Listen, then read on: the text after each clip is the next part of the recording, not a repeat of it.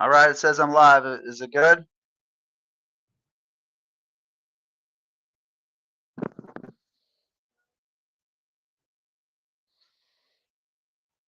Like update it, like refresh it again.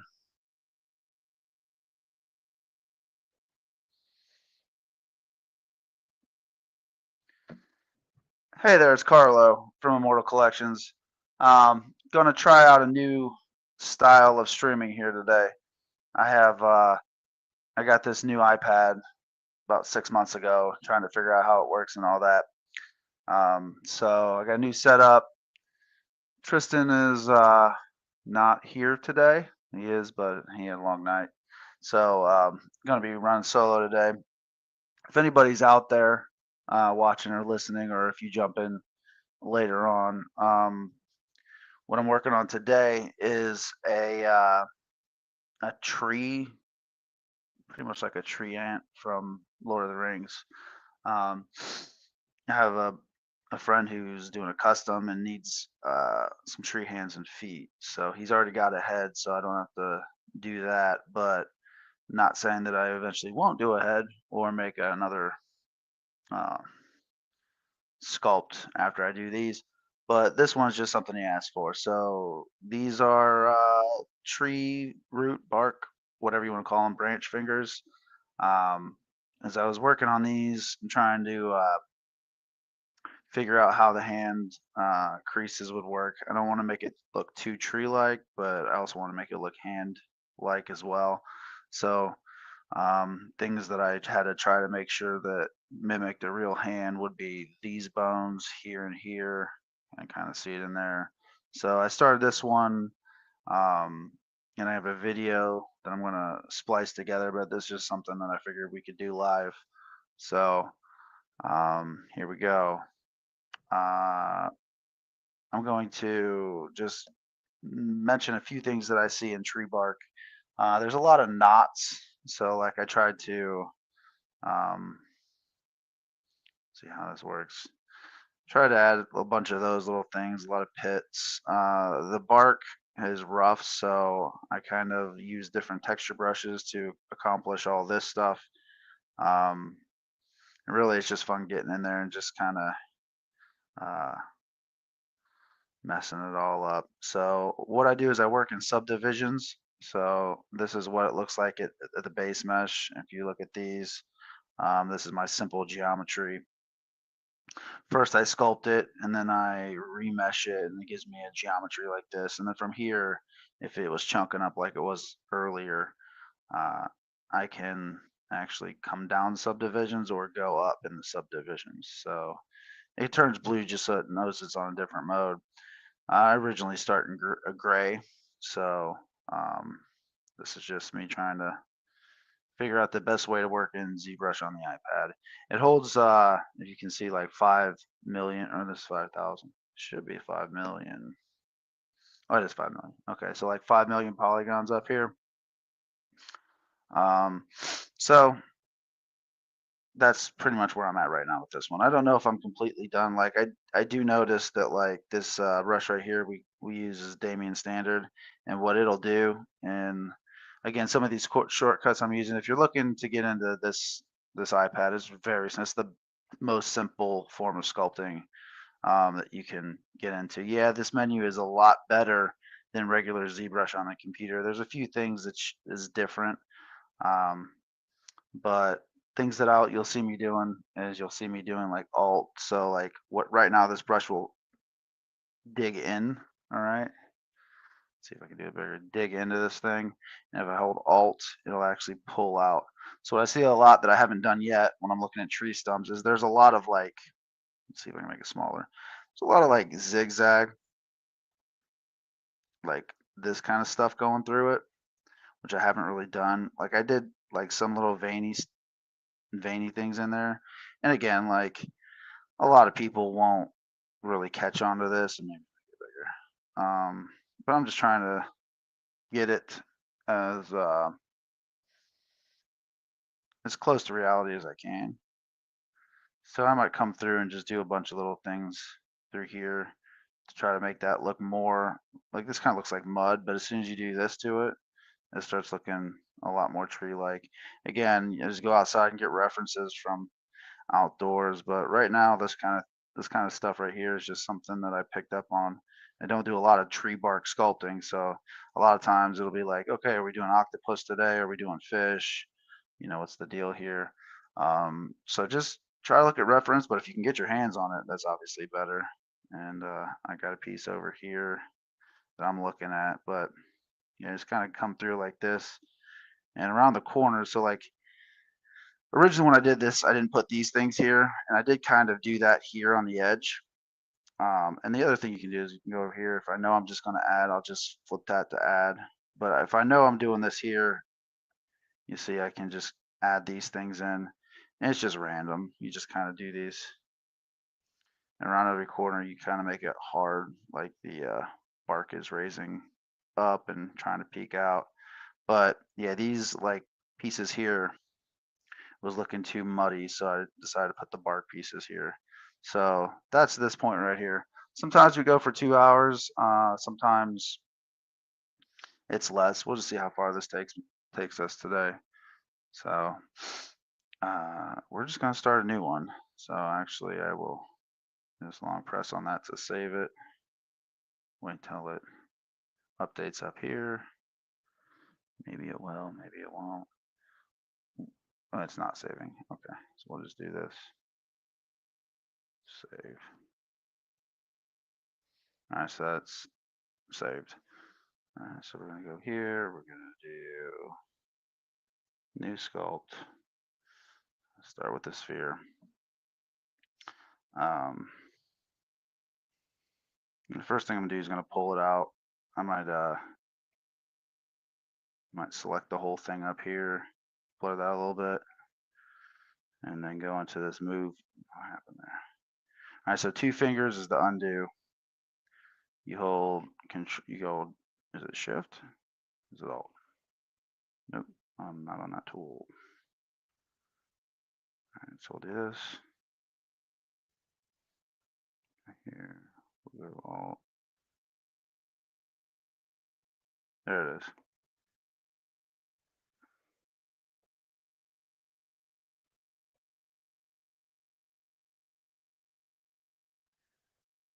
This is kind of stupid.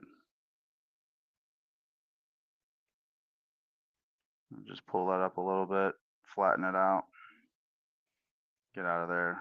That'll be the top where the foot connects. I'm gonna go straight into Sculptress Pro right now. Sculptress Pro, if you look at the mesh here, this gets all funky. What you do is you hit Sculptress Pro, or we'll just smooth it right now. It didn't go to Sculptress Pro, but basically it'll take your geometry and even it out over the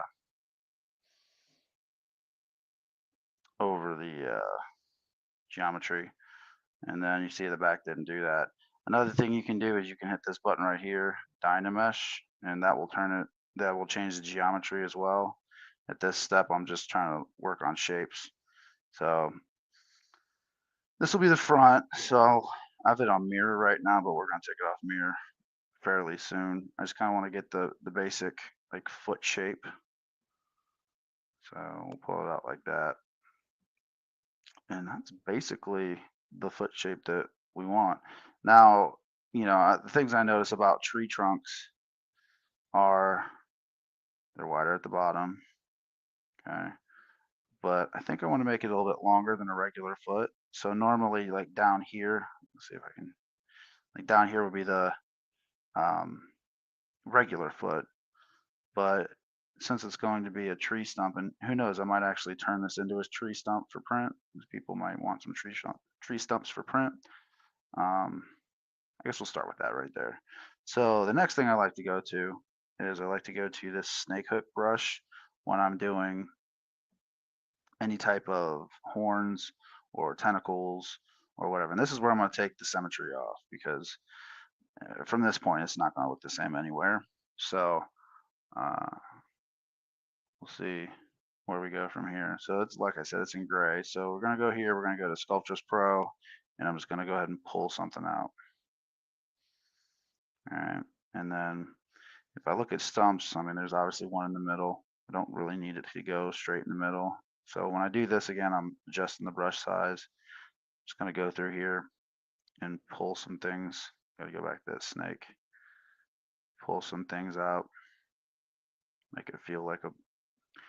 Now, okay. The other thing on this is, do I want to make it just toes on the front or toes all the way around? I'm gonna go ahead and make the toes all the way around because they're not really toes. They're just roots basically. You know. All right. So from here, I don't want it to go, past being flat because it's got to stand up on them. So I'll take the move brush and I'll just kind of move this thing up a little bit. Now the goal is, if I go to um, orthographic mode, is this is my ground plane down here. Okay, I don't want anything going below the ground plane, so that's pretty close. But I do want everything to pretty much touch the ground plane because that's what he's going to stand on. So if I come down here, do that. I'll go to the side, and it's okay to have this one like up in the air like that because the tip of it's going to touch. That one's going to come here. I'll make my brush size smaller, kind of pull it out there. And then we'll take this guy out there. And this should be a pretty easy sculpt. I don't think I'm going to keep this too high up there. I want everything to basically be flat. So I'm going to smooth it out, look at it from the side again. And that's our basic tree foot. And I'm going to look at it. What I'm going to do is I'm going to add a whole bunch of smaller roots coming out of it. I'm just trying to figure out if that's the main ones that I want and if that's interesting or not. They're all random, so it doesn't really matter. But I have to think about how is he going to stand.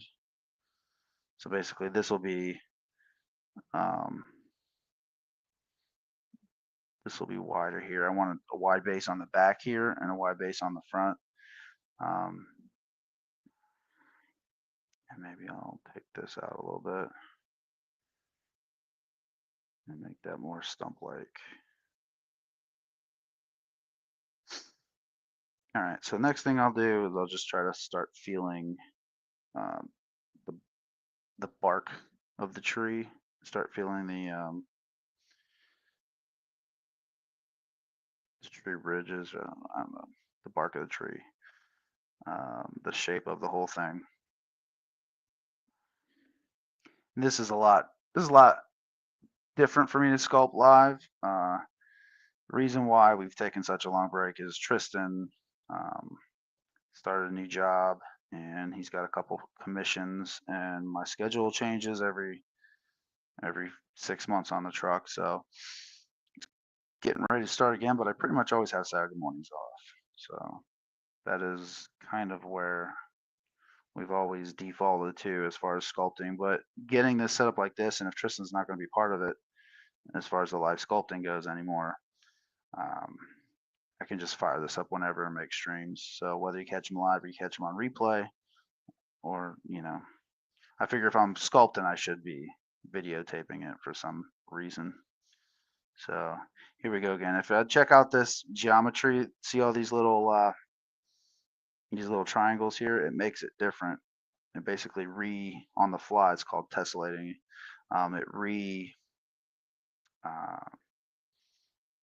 basically maps it as we're going. So I can go down here. Now the problem is what I found is on ZBrush, these things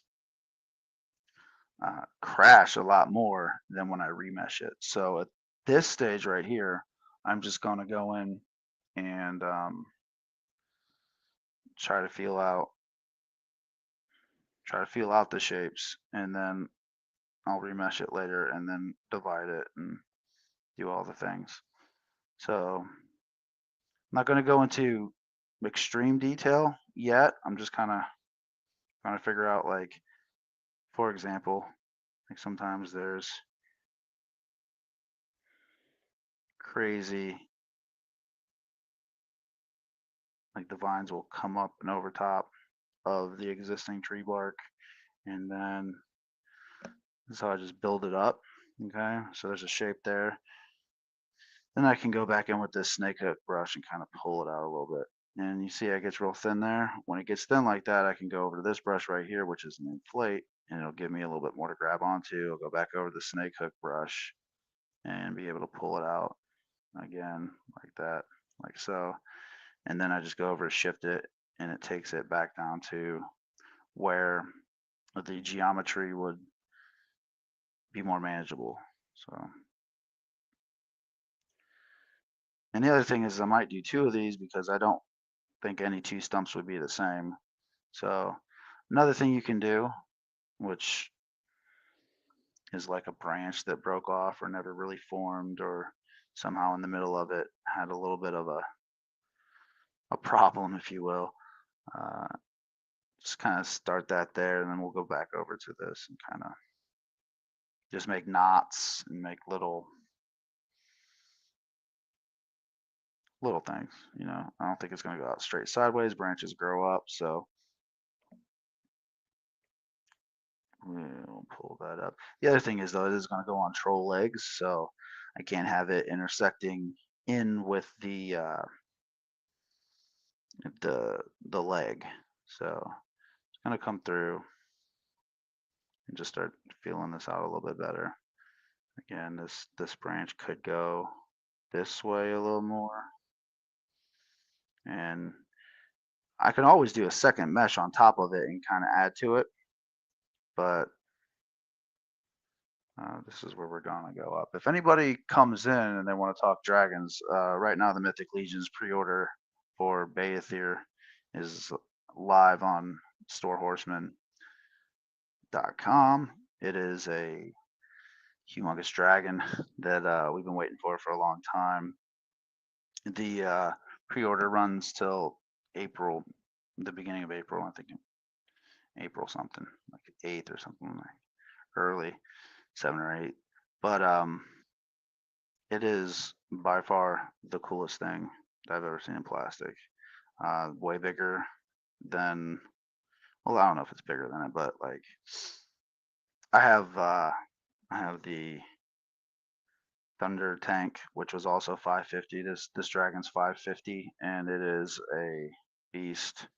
It is sculpted by Eric Treadaway, who's one of the owners of the Four Horsemen Studios, and it is, like I said, 550 bucks, but it is by far the coolest thing. I actually sculpted uh, some dragon pieces that I'm going to put on it, so I ordered one specifically to customize. Um, it's going to be real cool. So if anybody wants to come on and talk about that, we can do that. Right now, I'm just gonna continue just working on it like this. Normally, the cool thing about this iPad is usually I can pick it up while I'm laying in bed and just start sculpting.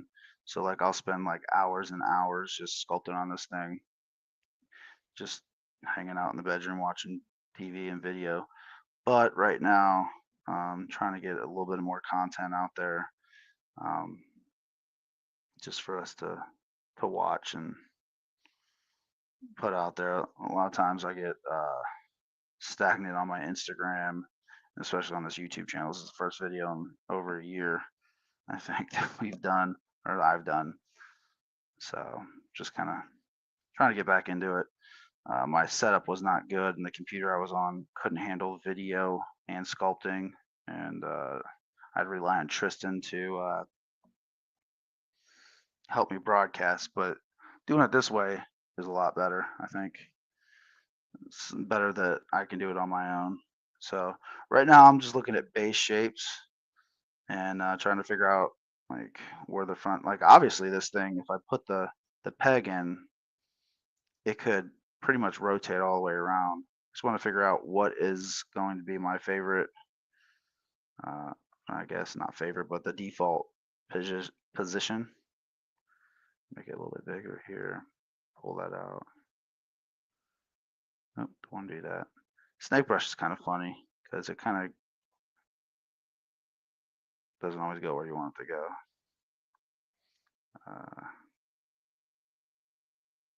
There's that one, like that. That one come out this way.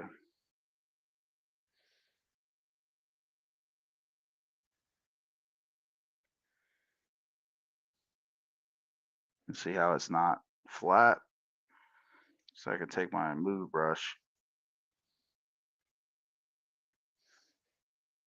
pull those out, pull those down. It doesn't even have to be flat. Actually, I could have some like flaring up, not touching the ground. Almost like that.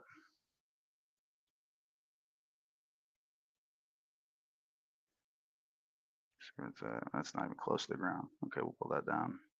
Kind of like that. Kind of like that.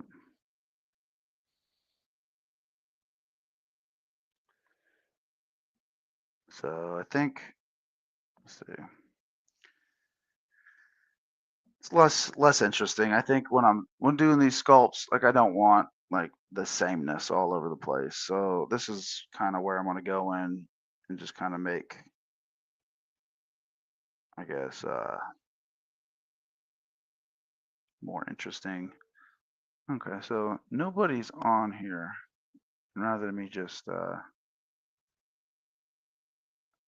droning along, I found this thing where we can add music. So I'll try this out, see if I like it or not. So we'll check this out.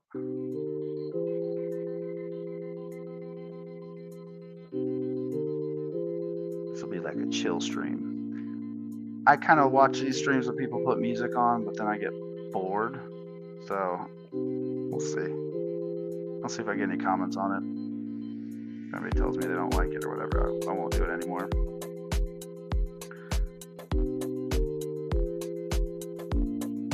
I guess when I'm talking, I also don't work as fast, so there's that as well.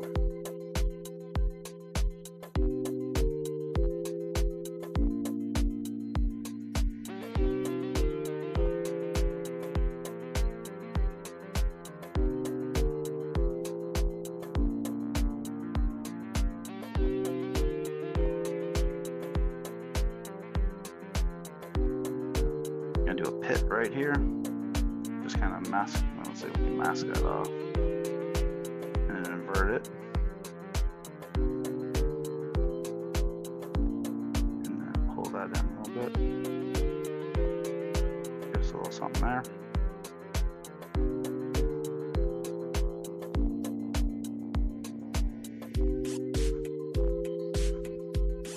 These are the sharp kind of, see, now that I'm going into tertiary detail, which I don't know if I want to be at yet, so I'm gonna get out of there.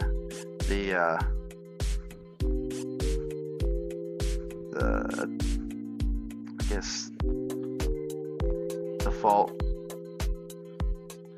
way I work is I want to hop into the tertiary detail. I can't even say that. Tertiary detail first, and I don't have the underlying structures right, so I gotta fight myself, and I think a lot of people do that as well. You gotta fight yourself to stick with, like, is this an interesting base mesh first before I put all the details on? And if it's not, then you basically do the detail and then undo it because it doesn't work, or you smooth it out and you lose it. So I'm trying to not waste steps here. But, you know, when I'm doing any sculpting, it's like, it's all the same basic steps. You just come in, make your basic shape, see if it looks cool. Don't stop doing it until you're, you know, happy with it. I don't know if this is what a tree would do. I don't like that, maybe.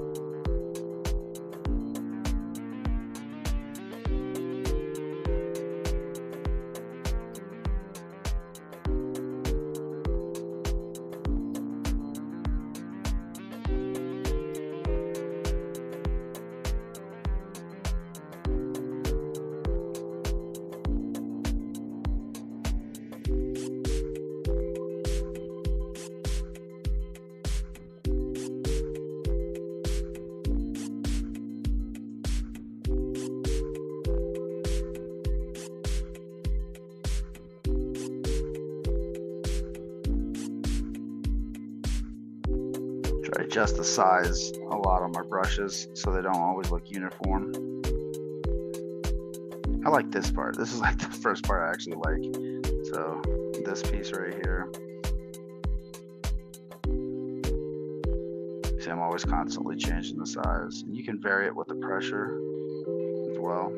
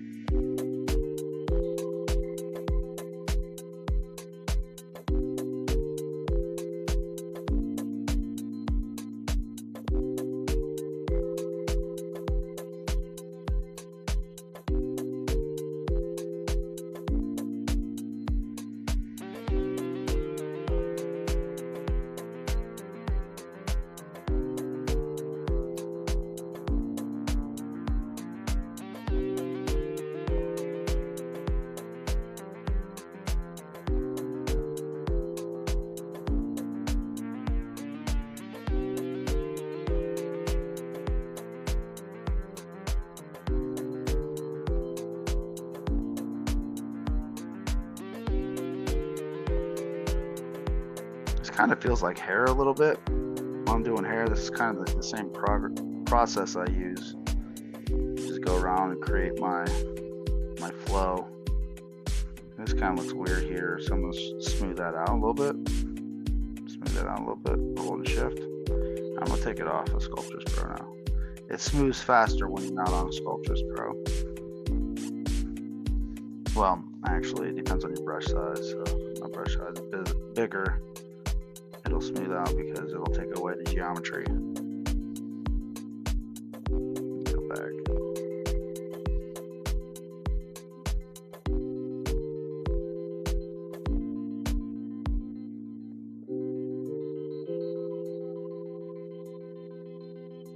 Are we saving what?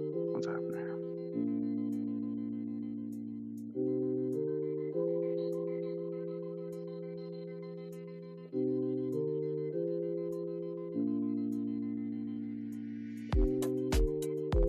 I wonder if I should take the top here and like pull it out.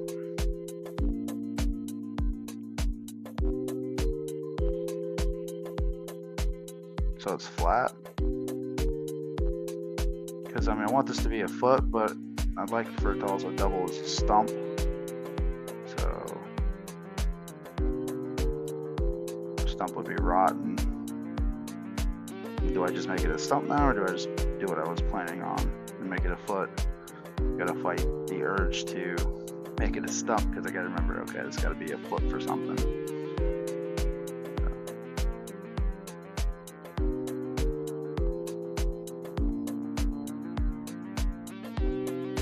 Do that.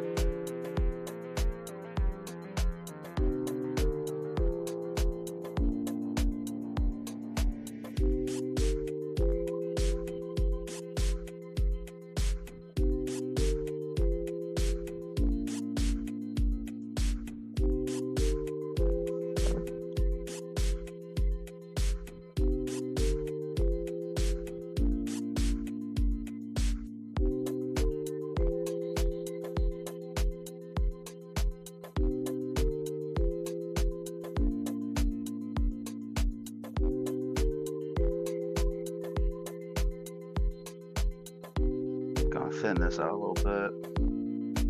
Gonna make it more bendy.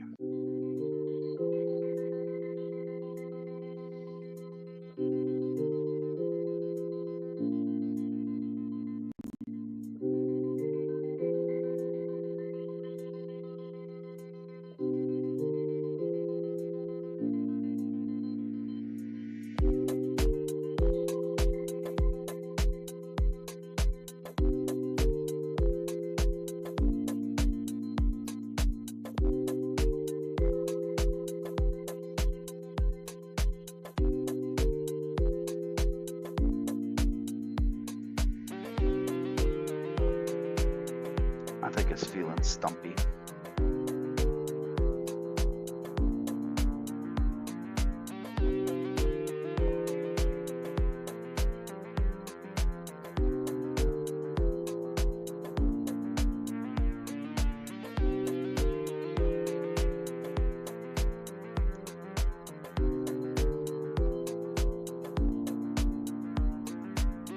Also feel like tree bark is lumpy. Build this up a little bit more, like it's trying to reach out and move. Like if I look at Treebeard from Lord of the Rings, and I haven't like directly watched it in a year or two, but like his limbs definitely moved. Like I don't know, I'm trying to remember if the feet like reached out and the toes moved. I know when he stepped they spread apart, but as far as like, are they like tendrils almost, or are they just solid toes?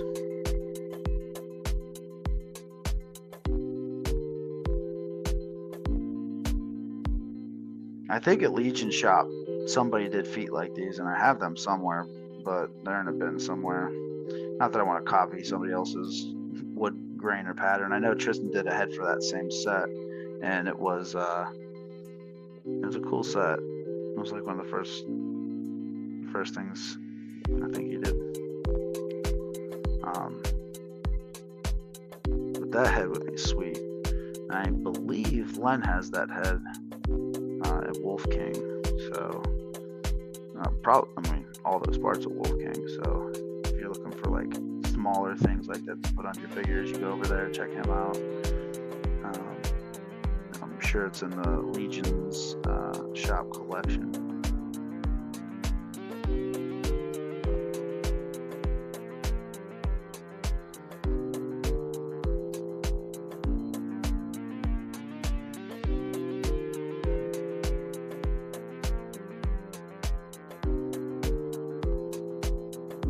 Right now is where I'm probably getting too much into the let's figure out, do I like that stump? Do I want something on the back? Like I like this stuff from the top. Do I want one more coming out that way or not? I think I do. So we'll go back to this snake hook.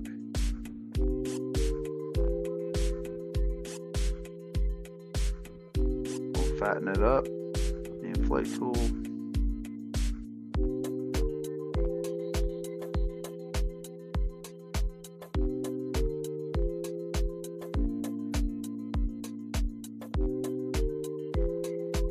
Going up in the air. Yep. I'm gonna make this bigger. So when I slide my hand this way, it makes my focal point smaller.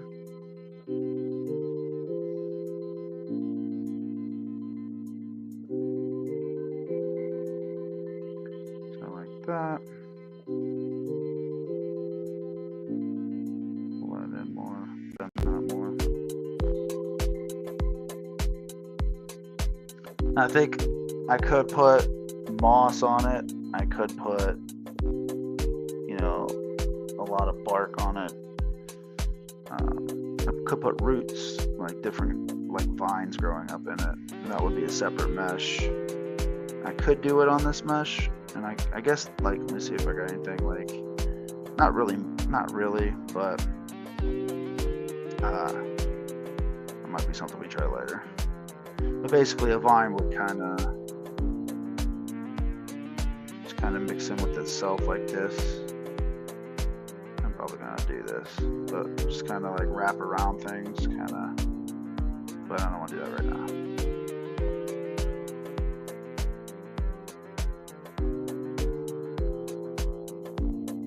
Trying to figure out if I like how this works.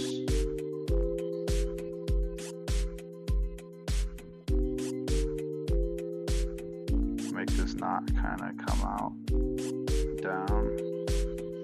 Not really using reference for this, just kind of looking at trees my whole life, so I'm trying to figure out how close I get. A lot of times I'll just go here to get a basic shape and then see how close I got by looking at reference. Some people start out with reference to begin with, and I did look at like a few tree stumps to begin with, but the thing I've noticed about tree stumps is they are all random. They all look different. So now I'm just trying to figure out what lines I'm liking. At this point is where I can change it, but after this point I'm not going to change it, so gotta be kind of happy with where I'm at. I think a lot of times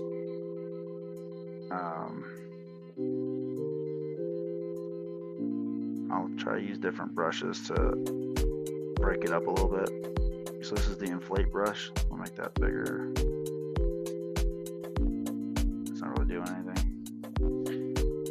The fun brushes will come in a little bit where it'll like add texture and random jagginess into it. So I feel like right here, I might shift this out. I feel like I can see a uniform bend like through this whole thing here. So I gotta come back in here and make sure that that's not visible or noticeable. And I could just come in here and just kind of do random circles, right, to lump it up. And this is borderline, so not primary detail.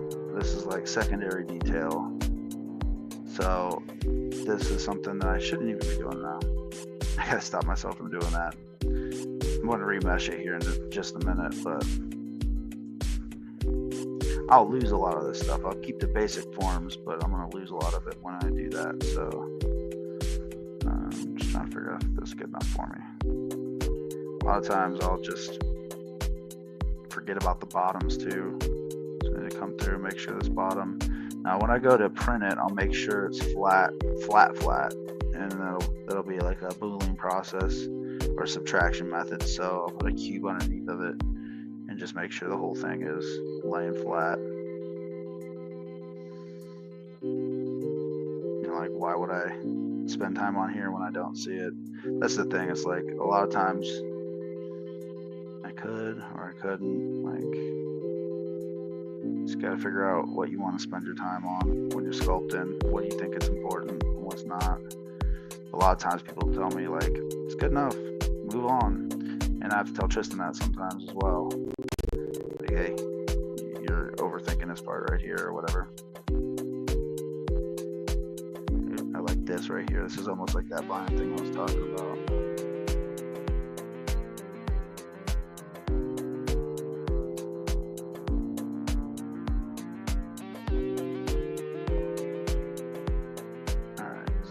A stump. And you can also take this move and make it real big. I'll lift it up a little bit, make it a lot bigger. Is that as big as it gets? No. Okay, as big as it gets.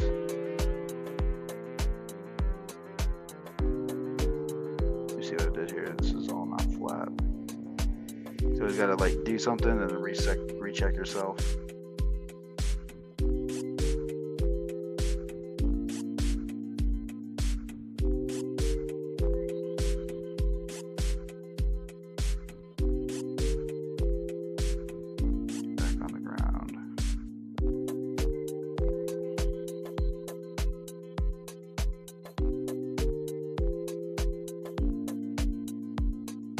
Sometimes you think you ruin it.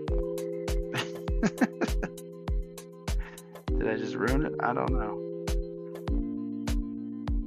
Are we in perspective or in orthographic?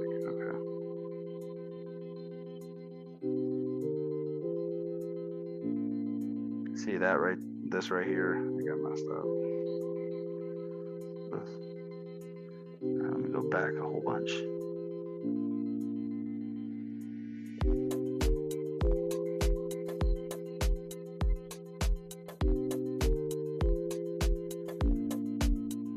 Forward a whole bunch to see if I like it. Nope, I don't like it. I'll back it up.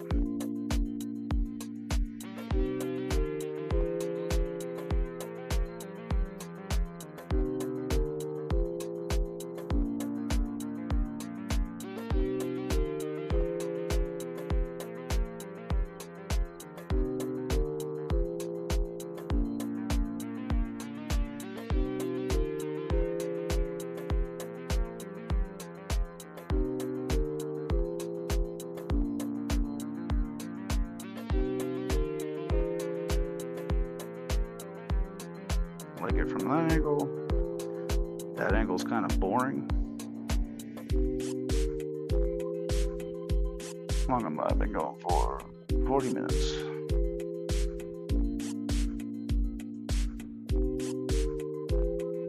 Maybe I'll throw a 9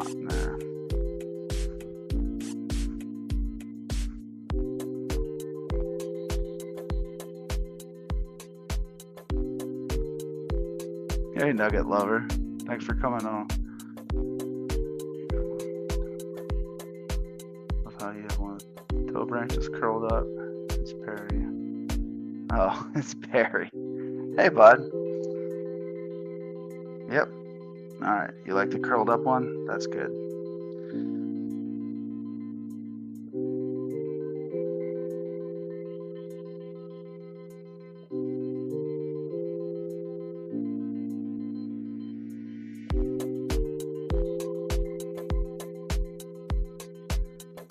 So Perry, you're getting the dragon, right? You're looking to customize? You're going to keep it as it is.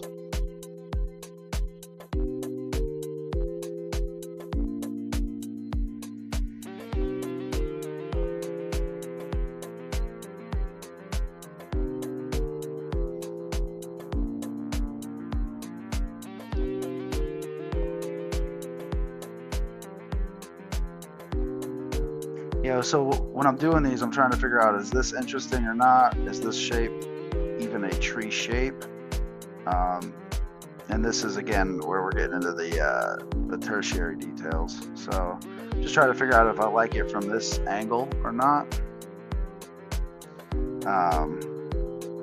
And then if I need, I like this toe right here.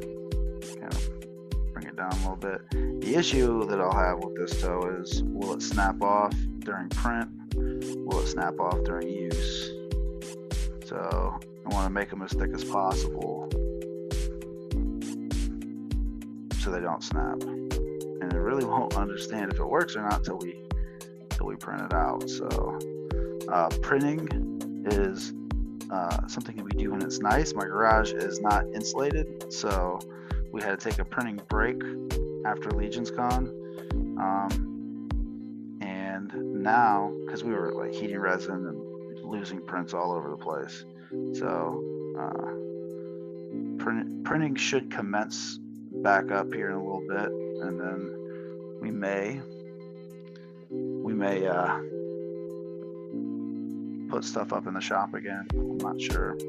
See how the time goes. Okay, so yes, you're ordering one, and would love to get a Hydra head to add to it. So a Hydra head would be what? Is that the 3? Is that the 3 dragons? I mean, I know there's like 7 you can get, which would be crazy. And like, you know, I don't know how many years out. And that's kind of the 3D printers like awesome part about them letting us do this, is that we can get cool stuff like that before the official studio version. But a Hydra head would be awesome. I don't know how that connection would be.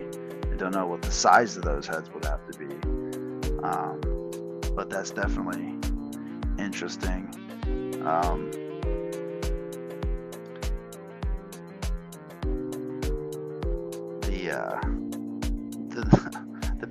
The Bayathir's head is so awesomely sculpted as it is. It's like, I know I had to get 2. So 2 is a stretch for me, and I'm going to try to pay that off as soon as possible. I did throw a little bit of it on a credit card. I had enough like outright for the 1 dragon. I haven't got the accessory pack yet. So my goal on that 3 dragon head attachment. Okay. Yeah, we'll start with 3. We'll probably end up getting them. Somebody crazy will do 7.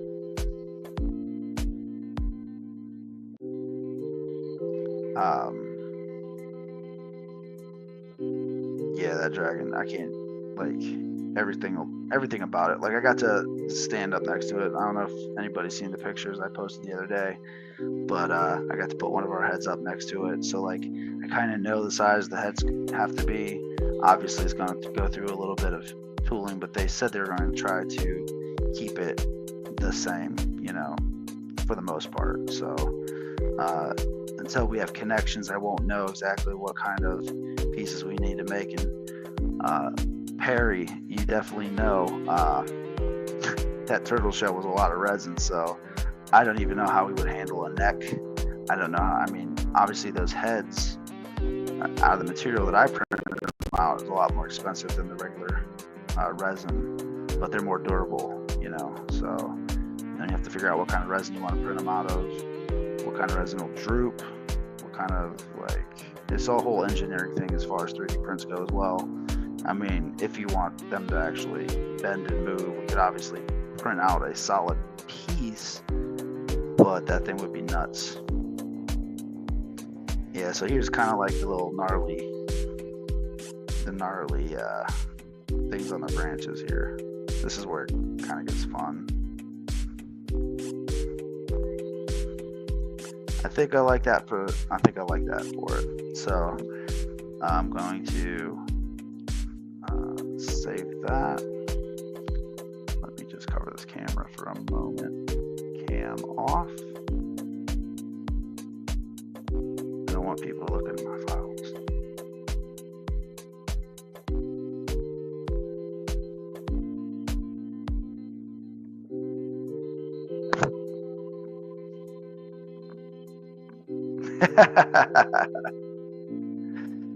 Yeah, display it in the middle of the room, Barry.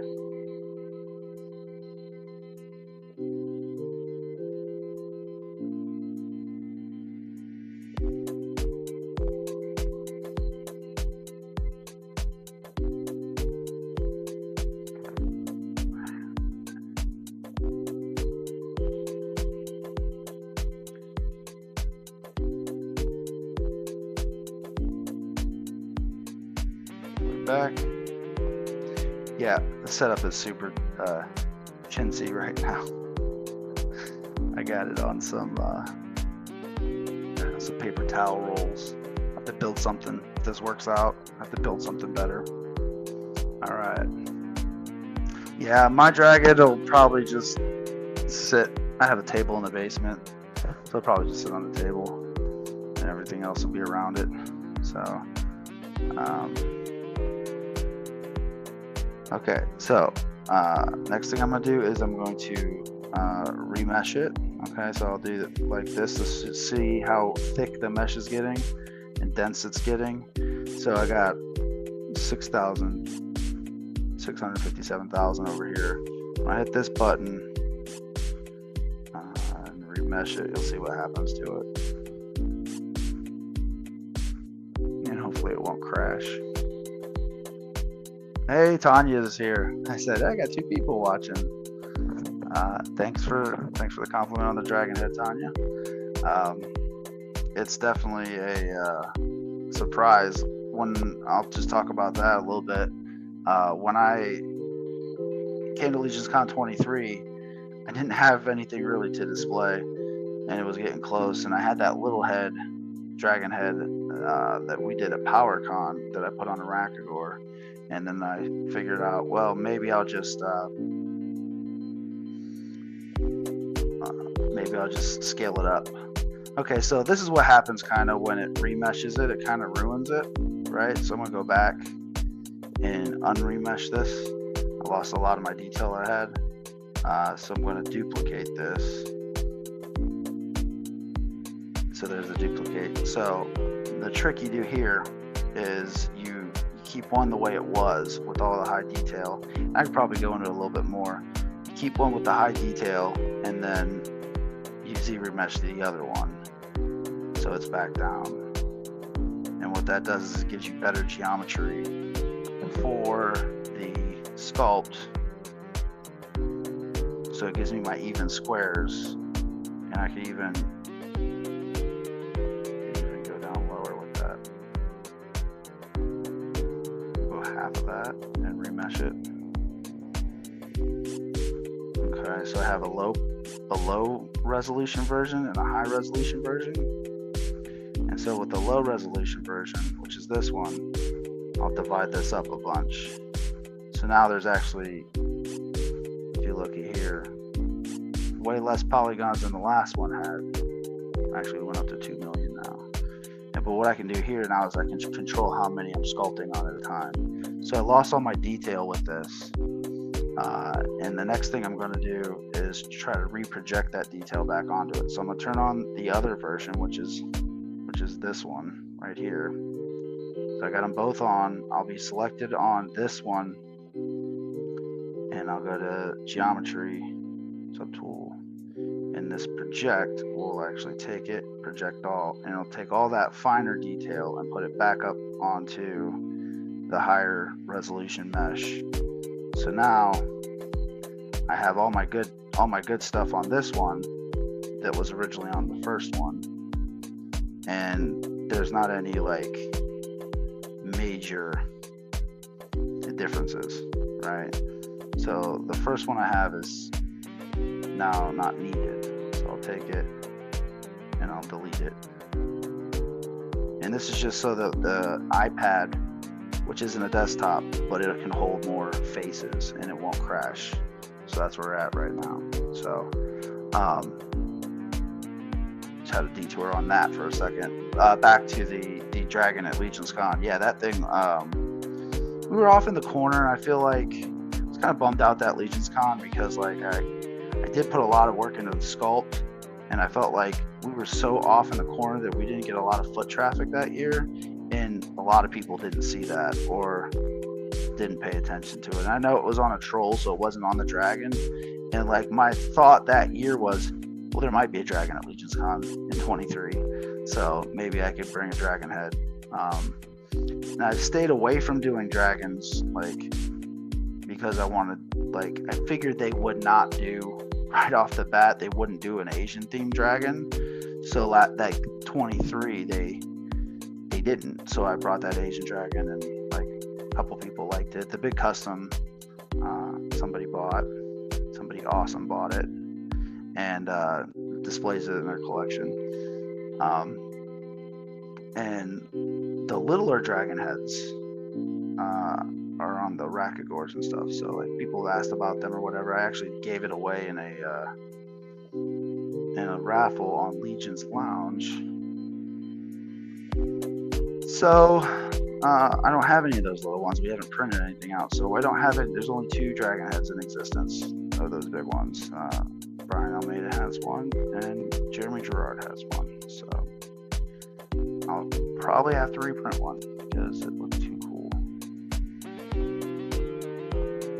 As far as Perry, as far as getting multiples, like you talked about, I think you're still in there. No, I don't know if you're or not. You know, I was thinking 100%, 1000%, you're gonna try to stick those dragon wings on a troll body. Your extra sets of those would go on a troll body, and I'm waiting for you to do that. If you don't do it, we'll get a pair and make you do it.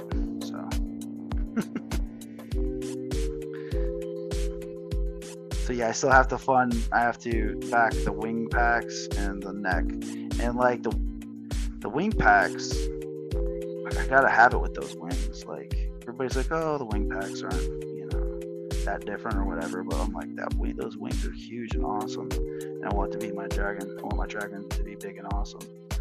Secondly, if I do buy a second wings pack, I'll be able to put those wings on something else, like we said, like a troll or some other different dragon sculpt, or who knows. People talk about putting it on Granomir. Harry, you have one of those, right? You want to put your bigger Granomir wings? People were talking about what if we could do like Smaug heads or Granomir heads, and like the Four Horsemen asked us not to do copyrighted stuff, so I don't think those are necessarily something that I'll be doing. Like even with these feet, like it's kind of like Treebeard feet, and I think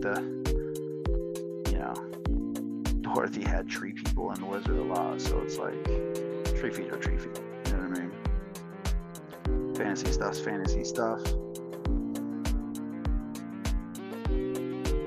I ordered 2 sets of wings for that very reason. I knew you did. And I know you're going to have fire coming out of some type of troll mouth. For sure.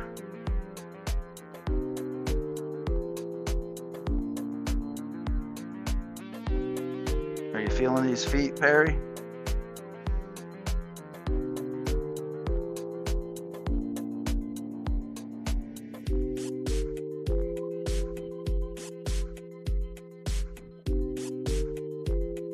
So this is where, like, if you look at these details, like let me go here, you really can't see how tight it actually is, but like if you look all the way in here, these little squares are what make up every 3D mesh. You can't even see them from here.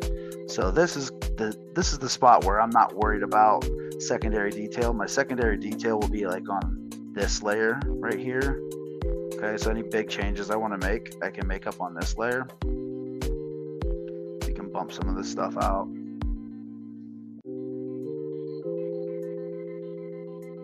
Kind of like that. And that'll be good. But when we go into the tiny stuff, this is where we come into the brushes, this drag rec right here, and I put one of these little, we'll do this one for now, alphas on it.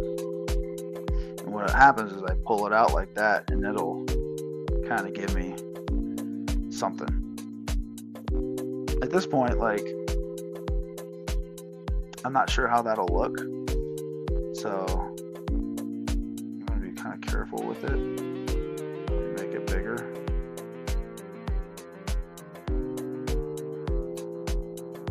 And it's all about picking the right alpha for it. And you don't want the alpha to be the whole thing because it'll start looking uniform. So from here I'll go up and I'll go back to this and kind of like start doing my own things over top of it.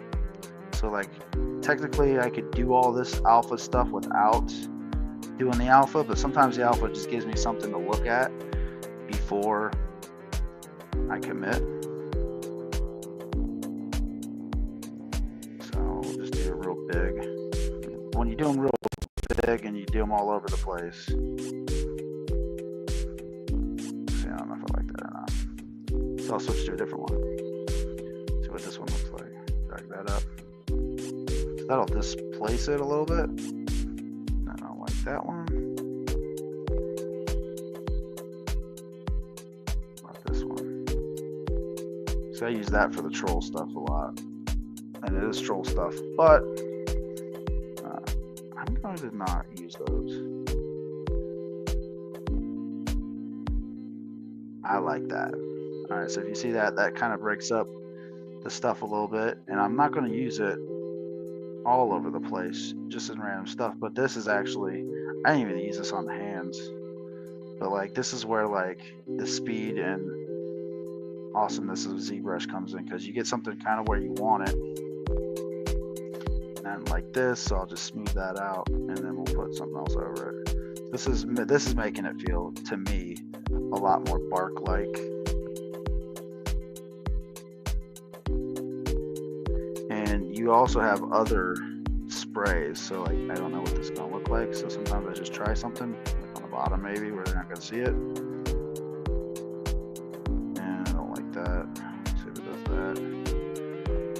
that. That could work, but again, I think that's like patterny. So if I do this, I'm just kind of try to break it up, and I'm gonna adjust the size of it. That didn't work. Now I'm gonna go back to drag rectangle. Just kind of place them in there sporadically. Like I think that looks good, like right on this stuff. And yeah, I am using pre-made alphas, but the statue people do it. I know Eric Treadaway says he does everything like piece by piece, hand by hand, but I've watched a lot of statue makers and other people go into it and just say, listen, if you have the tools and you don't have the time, which is where I'm always at, sometimes you have to use every cheat, or not so much cheat, but some people say use every cheat you can to get the project finished. I'm trying to figure out if I like that or not. See, what that's doing is that's bulging it out. I don't like that, so I'm gonna drop it back down. And also, if you do the inverse of that, you can bump it out and then you can pull it back in. So you're doing multiple layers and breaking it up. That's kind of cool.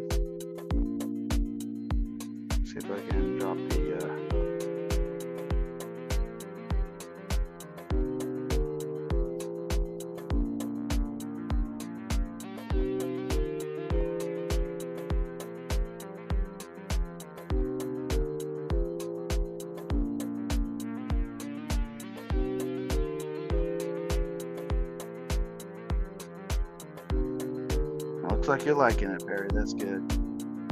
All right, so here is, I guess the hard thing is like, I can just do this everywhere, you know, and it's feet. So like people don't really pay attention to feet. I think if I was doing a head, I'd do less of this. But whenever we're doing the hands and the feet, it's like people see it, but they don't really linger on it. You know what I mean? And as long as the texture is kind of working, they're not gonna be like, oh, that's repetitive. You know what I mean? But it's not really repetitive because, all right. Well, for example, this is another alpha, right? What's this gonna do?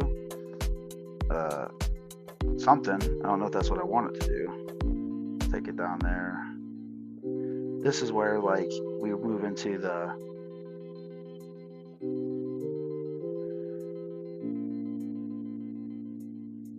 just trying to figure out if I like that or not. I'm gonna go back to one of the first brushes I did.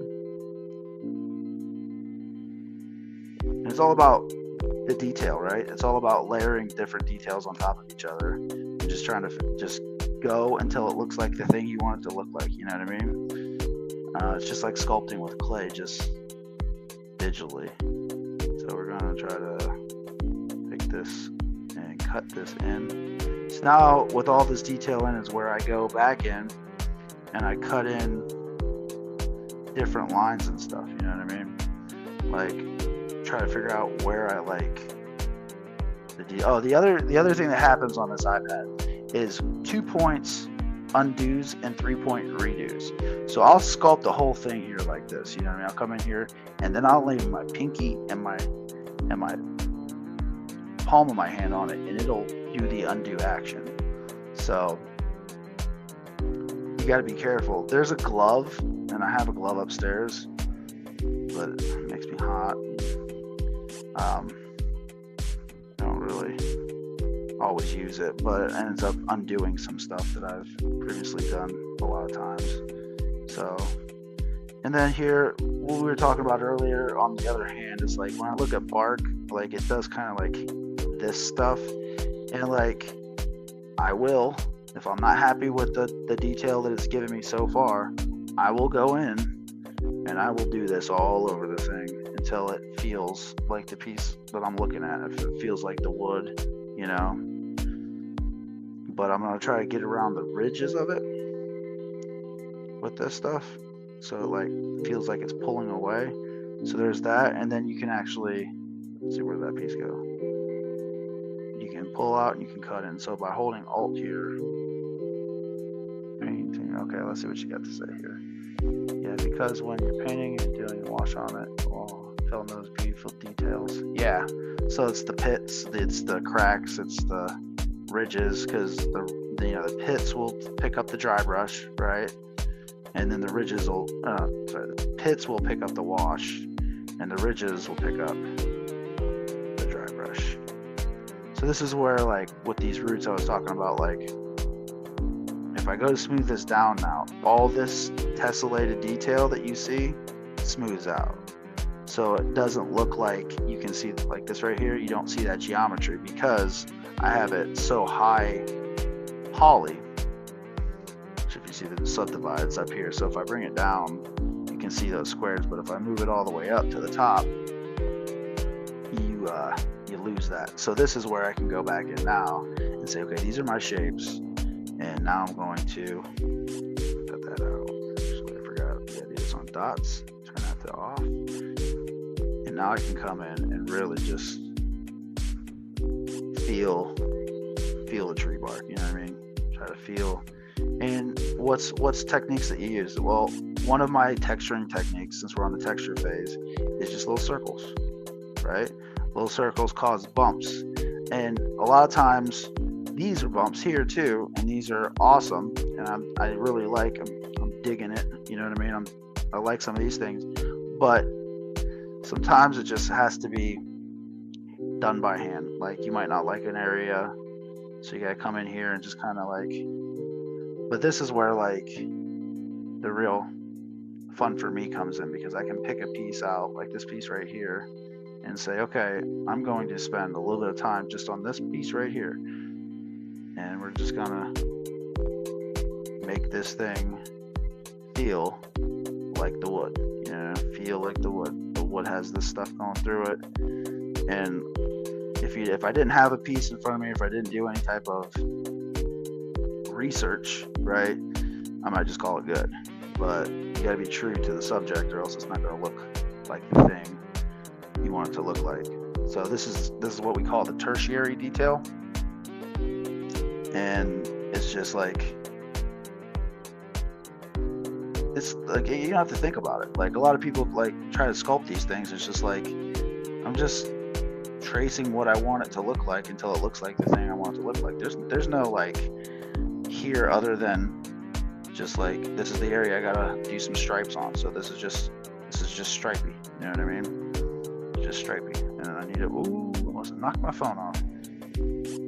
Cut that in there because that part needs to look a certain way. You know what I mean? And then, nah, I didn't want that. That was the opposite of what I wanted. Let me go that in. How long have I been here? Started 11, so this is about an hour worth, you know. This is where we get in an hour. This is where you can come in here, just kind of cut that in. And I have to say, I don't know what this looks like. Right? I know a lot of times when I see people doing like inside, they do these little circles, like there's growth rings there. I don't know if a piece like that, I mean, yeah, there would have to be growth rings in there, but you don't want to get it super small because it's detail that won't get picked up. But like, look at this, I'm just kind of going around in circles here, you know what I mean? This is for a one. No, Tanya, this is a troll scale. This is for my man Perry in the chat here. You know, he loves his troll customs, so he's got a sculptor down the block from him. So we've done a lot of projects together, and I'm a big fan of his work. So whenever he wants me to do a troll sculpt, like the first year he got some alligator parts, last year he got some turtle parts, which I think he got something else in the works. This could also be, Tanya, this could also just be a dio piece. You know what I mean? Like right now, all I would have to do is put a hole right here for the peg to go through, you know, or I just print it as it is, and it ends up being a dio piece. So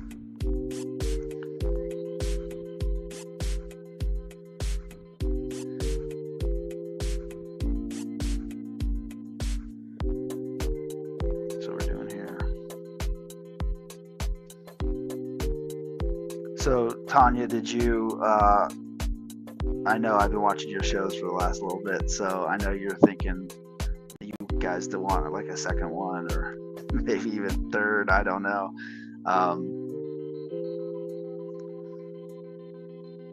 Are you going to try to, I think somebody asked you the other day, are you going to try to paint one of the dragons, or is it too much? I mean, I know I've painted on some expensive things before.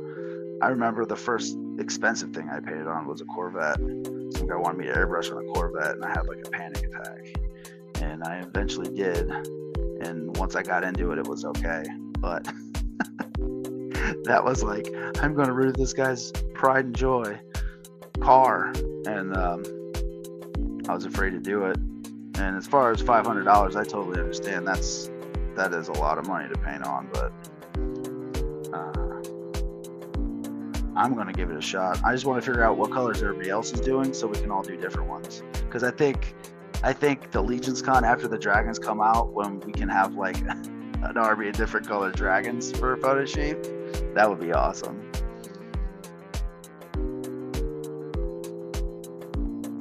Yeah, this would be a cool dio piece. I mean, I know there's you know, tree stumps out there, just like everything. Like, people do what they do. But this Jenny likes little garden gnome things. So she's got a little garden out there with pieces in it. We went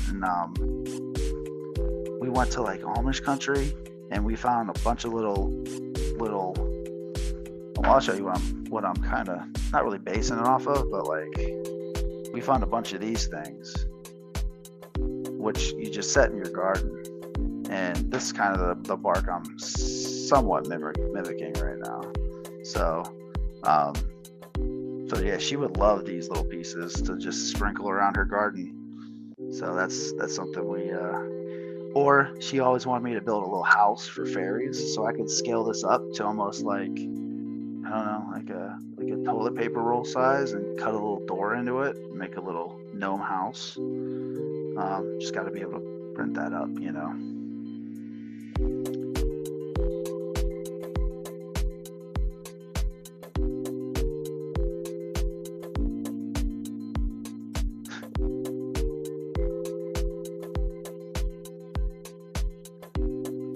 So I got this iPad. I shifted it a little bit.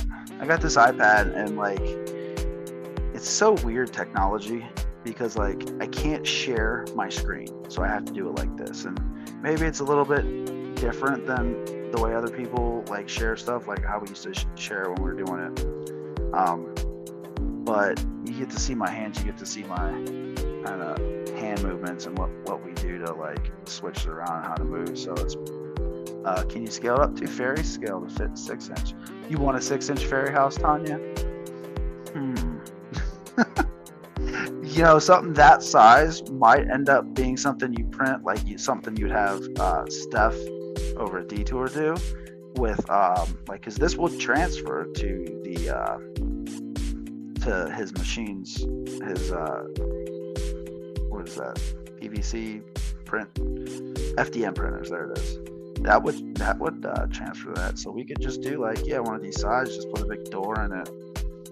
That is definitely something that Jenny would be on board for. She's been asking me to do fairy stuff for a while, so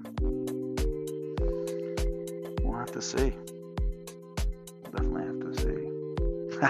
Yeah, that would be fun. Now I'm trying to figure out if I put moss on it, and if I'm going to put moss on it, how would I do that? So I definitely go back to the drag rec and this alpha right here. I might go to spray, but we're gonna see what happens. Let's see, like if I put moss here, like what does that look like? Like would that feel like moss right there? I'm trying to figure that out. So you can see the size of it. So I don't know if the drag rectangle would be the best brush to use for this. So I might do this color spray and just kind of see what that looks like. So that feels a little mossy.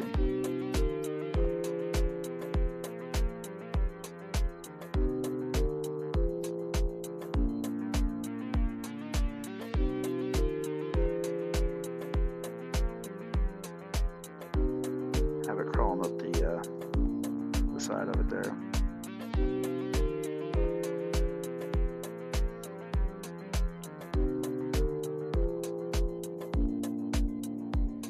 See, I like it a little bit on that side.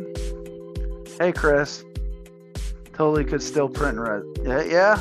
We'd thin it out quite a bit. I don't know if you'd set it flat on the build plate and just do a wall thickness of like a couple of millimeters. All the supports would be inside of it, right? We'd probably print it at like an angle, have some supports up in there.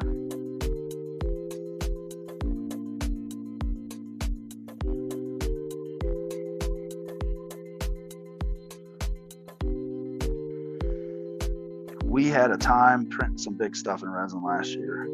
Perry's shell was like a 3-month process. I made it too thick and too heavy. And if I had time, I would go back in and thin that shell out. I do have time. I might end up go back and thin that shell out. But for what we were doing, it would fall off. And it was like a 19, 20-hour print. And it fell off so many times. I almost gave up. I was talking like, maybe we could just use like half of it, and then like we were like doing contingency plans like a month before Legion's Con, but it finally got printed out, and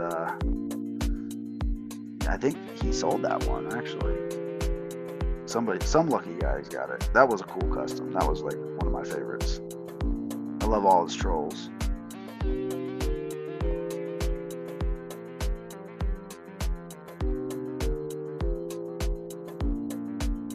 And then our other thing last year was the minecart thing, which it was fun. It was an itch I needed to scratch. But I think, Chris, we might have talked about, like, at Legion's Con doing more like big prints like this, like dio pieces or whatnot, and like I'm all aboard for that. I just don't know if I want to be the one printing them. But yeah, like, this is just the fun part of sculpting. Like, it's just like,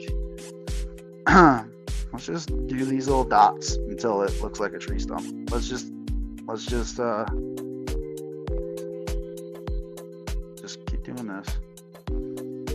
And yeah, how many hours could I spend on this? Ooh, I could spend a day on this, because once I start liking it, I don't care if it's a head, I don't care if it's a foot, a random tree stump, dragon head. Like, I'll just sit here and nitpick. That's what my wife calls me, the nitpicker, and I always nitpick Tristan sculpts as well. But you see how these little squares are here, right? That's not picking up detail. So I'm gonna go back into this, and I'm gonna divide it another time, so it makes those squares even smaller. So now it can pick up a lot smaller detail. If you see that, what's happening there? Oh, I'm on the spray. What are those? Oh, let's see what happened. That thing.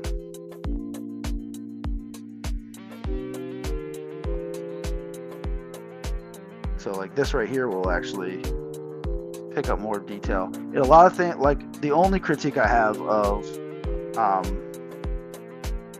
sculptors in general, right, is that their sculpts will look soft, and soft sculpts don't exactly pick up the details. Well, two critiques. They use the mirror for way too long, so their sculpts look a lot similar, right? But the edges of their thing, so like let's say the edge of this thing, right? I want this thing to like use this pinch tool or the Damien standard most of the time, and I'm going to pinch this apart, and then I'm going to reverse it and sink it in, so you can actually see a clear edge here that the dry brush will pick up, right?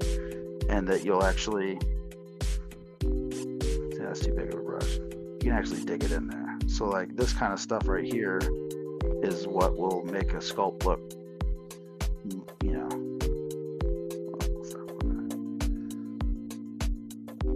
more crisp, less soft.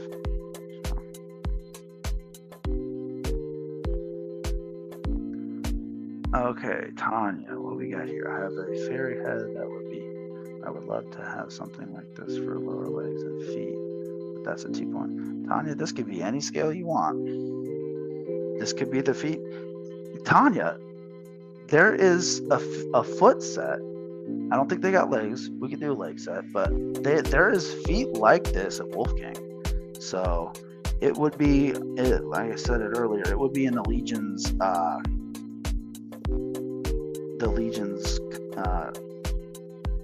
why am I drawing a blank? Legion Shop collection. It was the tree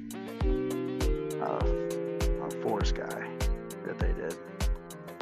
But yeah, if those wouldn't work, we could scale this up for that size perfectly.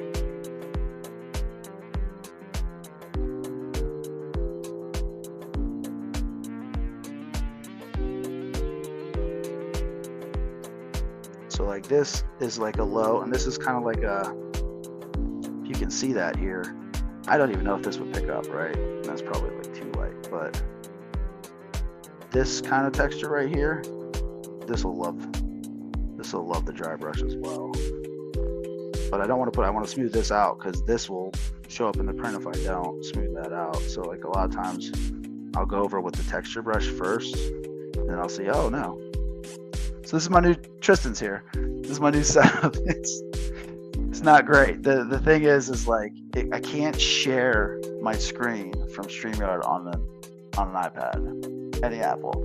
Like everything else you can. I would have to have an Apple computer, and I'd have to plug this into the Apple computer. Yeah, it's kind of steep. It's 2025. Apple, what are you doing? But anyway, so we're going old school method like this. What do you think about this so far? Let me get a critique. It's gonna be a troll tree ant foot. Looks good. Looks like a tree stump. Yeah. Well, it is. It is supposed to be like. Well, yeah, no, I knew that. I was just gonna say, maybe if you added some slight features that made it resemble more of a foot. Yeah. That was when I first started. I'm like, do I make this look more like a foot, or do I make it look like a stump? And I'm like, either could work. Yeah, I mean, you could honestly go either way. Which all I would have to do, because I think when I first started, I had like a couple toes out one way, and then I threw one thing on the back, so it would be like a 4 foot or 4 toe thing. Well, see, we also talked about turning this thing into like a fairy house or something, which would be kind of cool. So, hey, thanks for stopping by.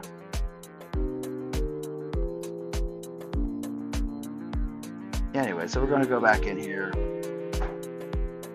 and just kind of add some roughness.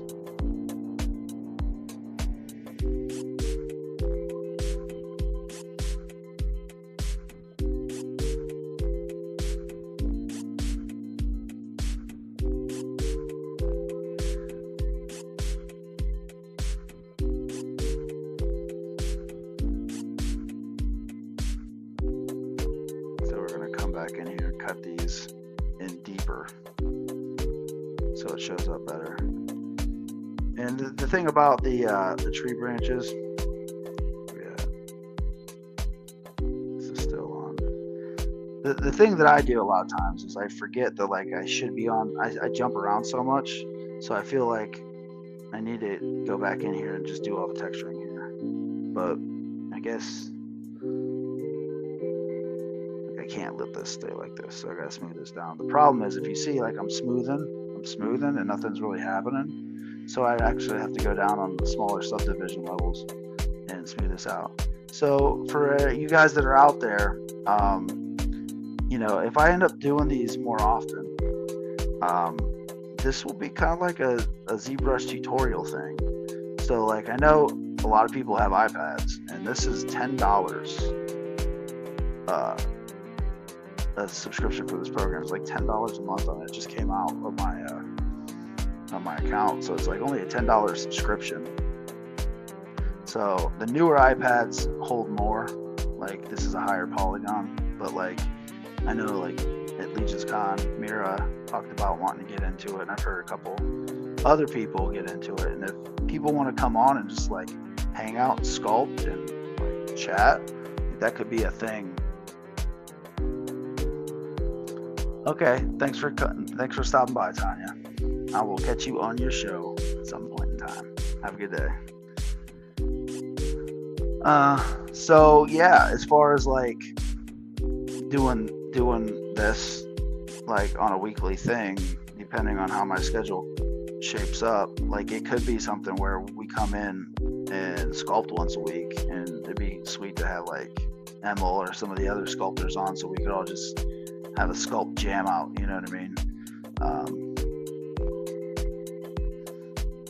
Anybody's invited, really. Anybody, any level could come in and just do some stuff, because like I was awful at one point in time and I got a little bit better. So like it doesn't matter what skill level you are. I needed to learn how to paint, so I started following tutorials. I never really had a lot of people ask. Like today everybody's giving away their secrets, but like the first few years of it, it's like there was Nikki and Dennis and Jeremy, and then I had to go to like other communities to figure out how to dry brush like miniature stuff and things like that. But like these sculpting tutorial videos are out there, but like hanging out and sculpting, or just hanging out and doing whatever, just talking, like that would be fun.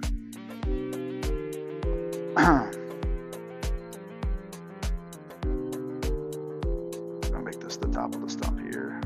I'm gonna make it feel just a little bit more stumpy, less footy. I don't know if when this gets on the troll if this won't feel right, so we'll figure that out when we get there.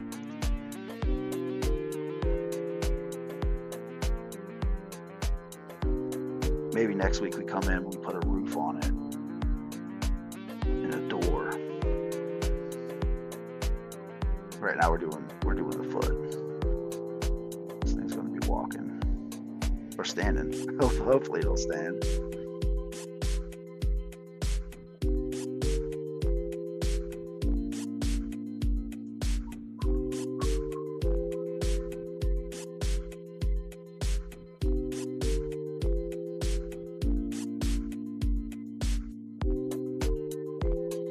Oh, that's right. I turned my strength on. I'm like, why am I pushing so hard? Nothing's happening. So for the last 3 years, 4 years, my computer, I have a Wacom tablet, and Tristan and I both had a Cintiq, which is where you draw on the screen, kind of like this. My Cintiq broke, and I had a bigger Cintiq, which is like a full-size like monitor, but I didn't like it because I couldn't rest my hands on the table, and my arms got tired. And when I got this thing, Tristan stopped using his, which is arguably the better thing to work on. Plus, you get the full version of ZBrush, which allows you some other features, you know. But he tended to use this. He liked to use this a lot more. He's still using this, so it's like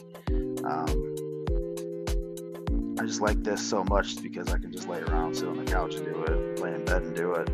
Like there's been full weekends where I've laid there for hours and hours and hours, 14 hours a day. Don't get up to eat or anything when I get in this little mode right here. I just kind of zone out and just kind of make these things, you know. Another thing, and this is another way that's cool here because I can just bring this guy out. So this is one of our clowns that we did. Oh, we got people dropping off. This is one of the clowns we did, and like these, you can't see it, but like all these things on the head, and all these veins, and the pits of the cheek here.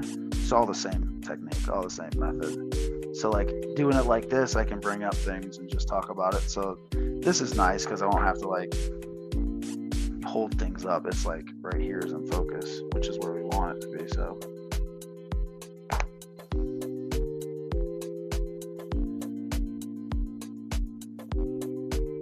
I guess the other ones have been 2 hours, so I guess I'll go for 2 hours.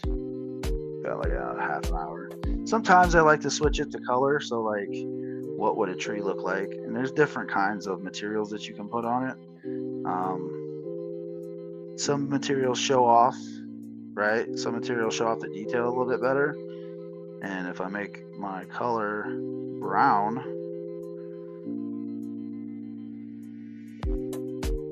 or gray, because somebody informed me that tree stumps aren't brown.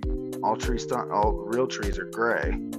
Like, hey, let me look at that. So I went out there and looked. Yeah, they're not brown.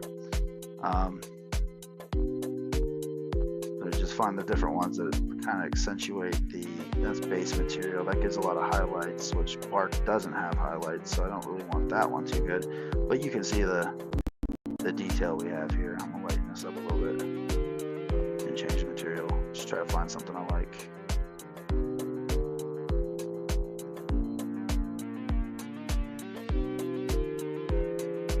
So gray is gray, you know. If you want it to be more cartoony, you can kind of make it brown.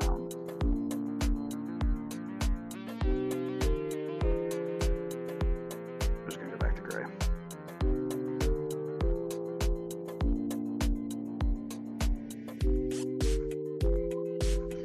Doing these sculpts are all about like multi-purpose. Like what could this be? This could be, my mind's thinking it's like this could be the house, this could be a foot, this could be candle holder. I could hollow that out, you know, just like that's what this is. This is a candle holder. These little things in here.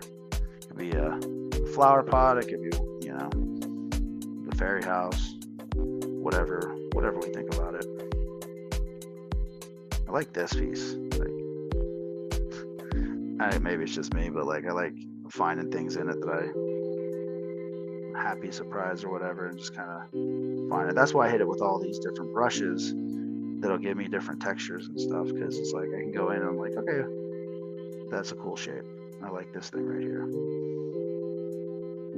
But see, like I did right here, I want to kind of do that everywhere. So that's just me jumping around. And I actually like to do it better with like the Damien standard brush, because it gives, like, in my opinion, a more wood-like feel. This is where I did the mossiness.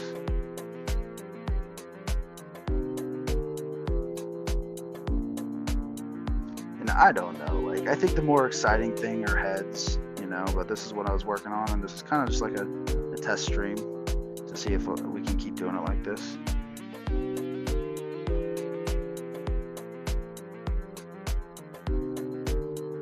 And I'll probably end up copying this video and doing a time lapse, you know, later on. So this is like twofold. Like I get a little live stream where people could come in and hang, or I could just get like a nice little video.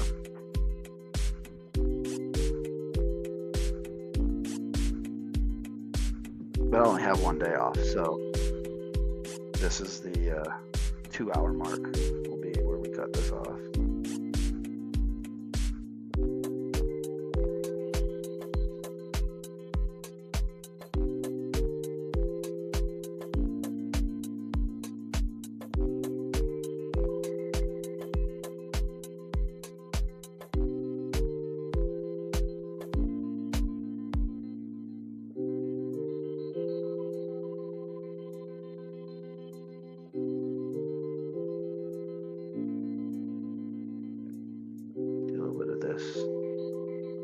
Change brushes. So if you look at the brushes, like I haven't used the move brush since I started it. Like I can still go back with the move brush, right? And I can pull this down a little bit. A lot of times I use the move brush, it'll flatten it out and stuff. So then you gotta go back in with this, kind of single this out and make it more.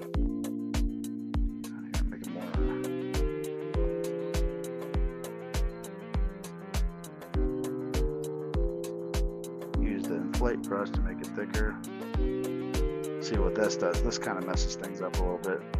Geometry like folds on top of itself. So I don't usually use the. Maybe if I would have done it on a smaller, on the lower layer, that would have worked better.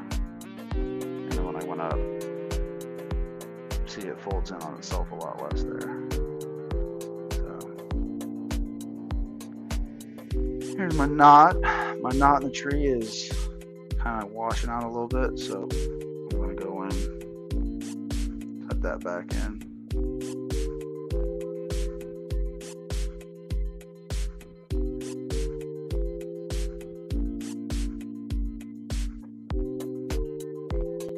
Kind of give it just a little decay. I don't know. Texture in there. Around the outside, I'll hold Alt, kind of bump it up.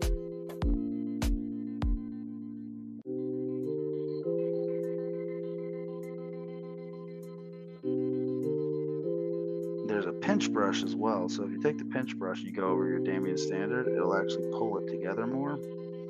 The smaller it is, the smaller it'll pinch. So this is something that I've used on hard surface stuff. If you can see what it's doing to the corners here. Kind of pulling them in, making them their own thing. Then I'll go back over it here. Kind of build that up a little bit.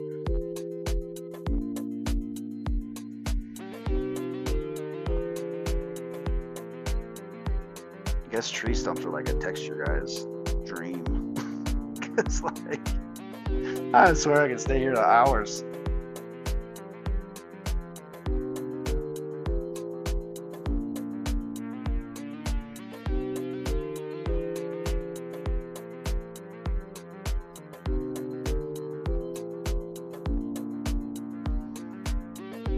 Nothing that gets made, you know, nothing that gets made decently is quick. You know, every once in a while, you might knock out a quick drawing and it looks great.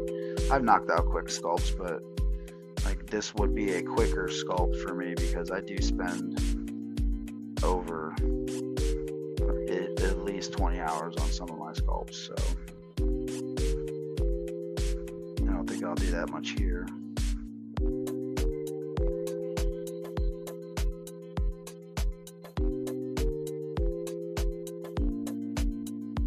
A little bit of this, just zigzaggy.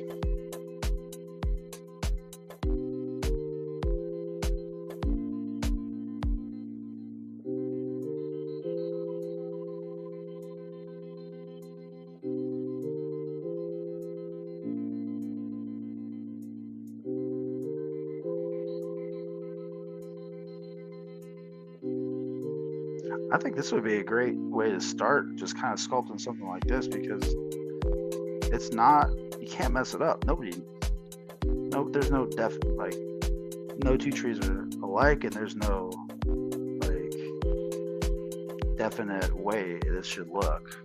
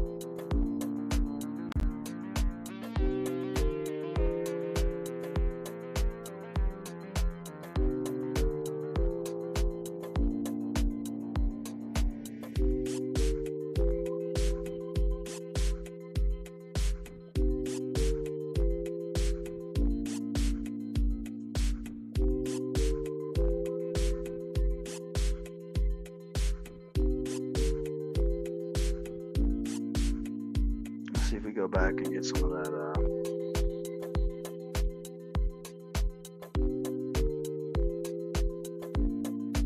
maybe some moss on that.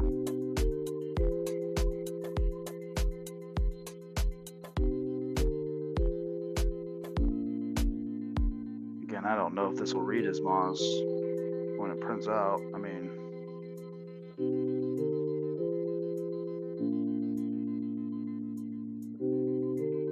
probably a moss brush out there that I can find. See, what's doing here is it's sinking it in. So it's on sub. Let's see if we go on going out.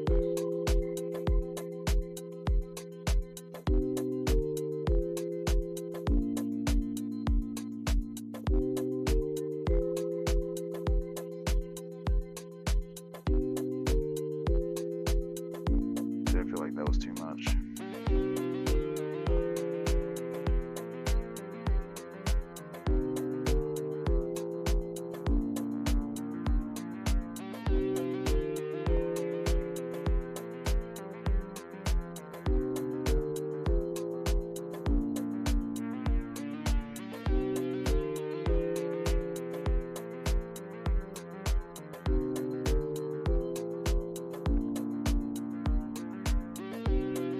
I don't know if I'm feeling that or not.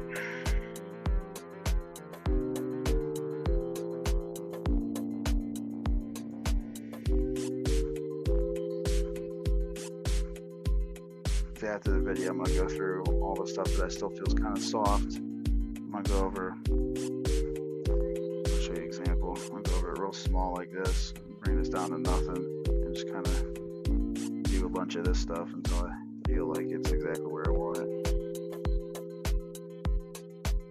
That's the difference it makes right there.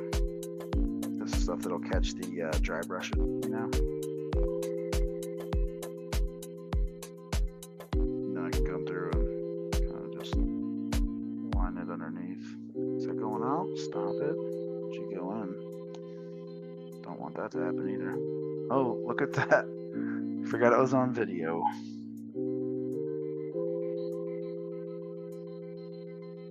Just kind of pulling it like that.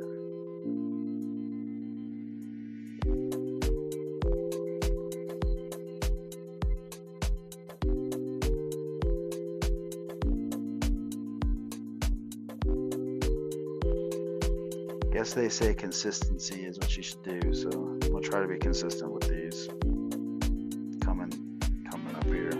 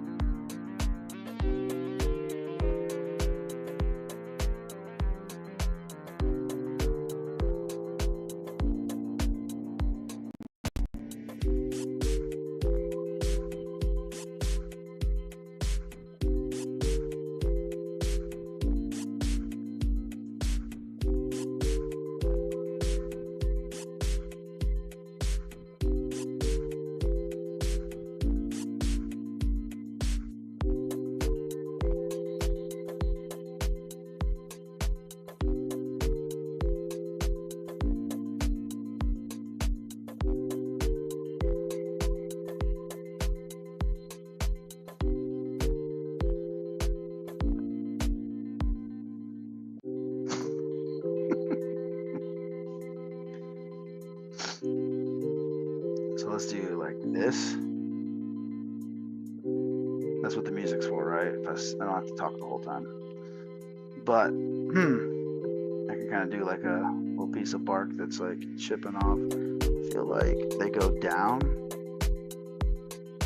And that's the thing that like I gotta have like my wife come through or Tristan come through and tell me like, does this look like bark?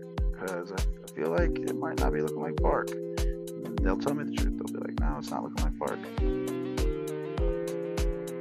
And these are the bark things I did on the hands. So I also got to remember, I got to have this match the hands. So the hands had these little square pieces that I did.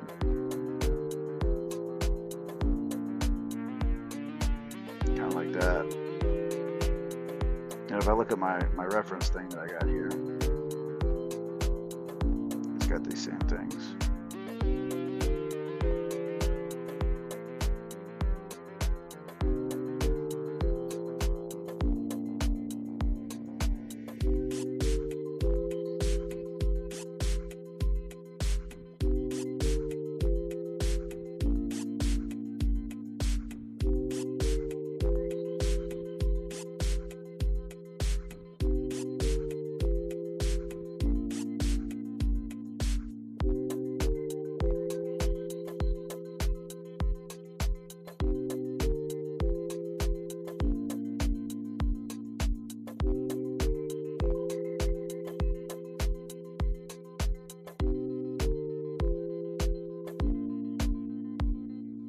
And sometimes I get bored, like just get frustrated, just start going fast. Like, okay, I get how they're supposed to go. Just kind of go fast. Just kind of come through here and just knock it out. Doesn't really matter. Is anybody gonna notice that I'm sitting here going like this slow, trying to get this perfect? Does it matter that I go that slow trying to get it perfect, or can I just go and just quickly, do the same thing? Just to get a texture on there. And is it good enough? Doesn't matter. You know what I mean? I don't know. Like I said, when I print it out, if I can tell the difference between the parts that I worked on for a while and then just the random quick things, then. But once it gets paint on it, like, I don't think I'm gonna be able to tell.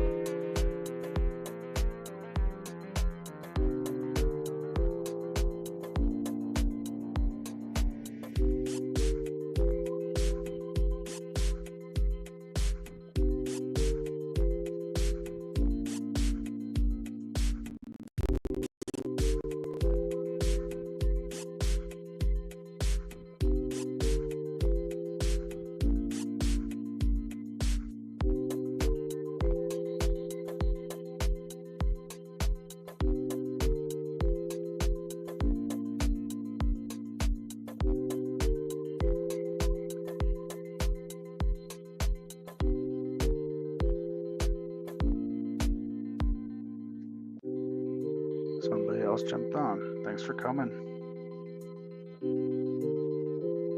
Working on a tree stump here / trollfoot / tree beard like custom.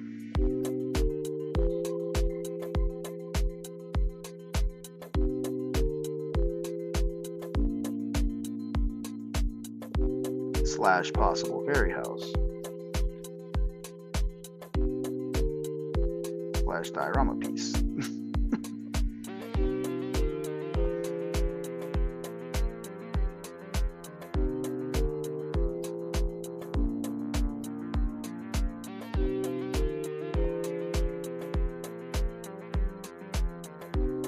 What I'm doing here is just kind of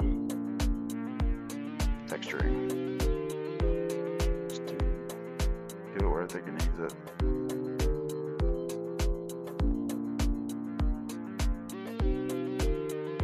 I don't know if I'm liking all this stuff here.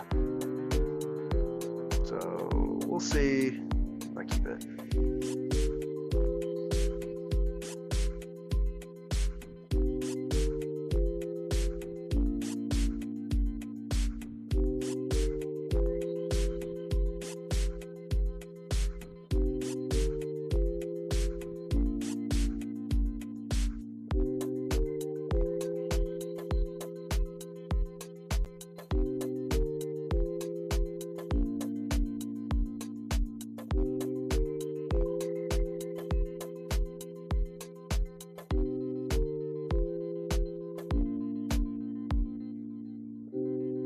This is the part that, like,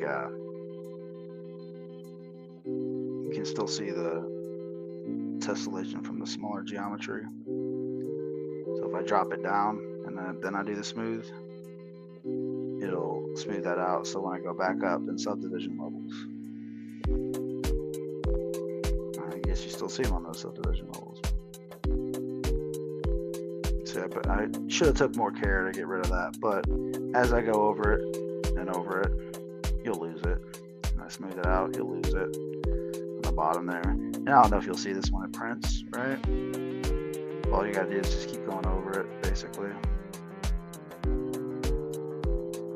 This right here, smooth it a little bit. Another thing you can do to get rid of that is just throw texture on it. So back to this, go back to this.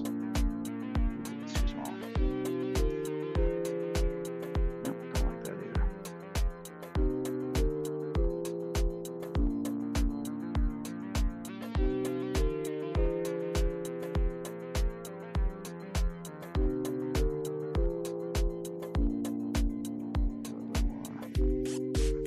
Yeah, that looks all right.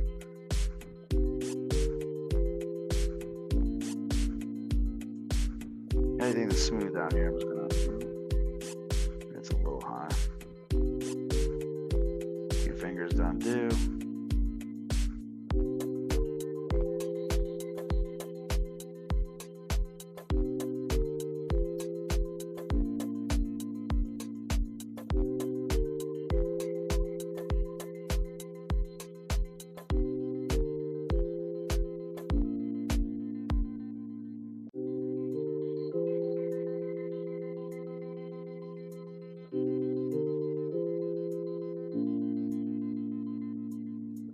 I'd say this is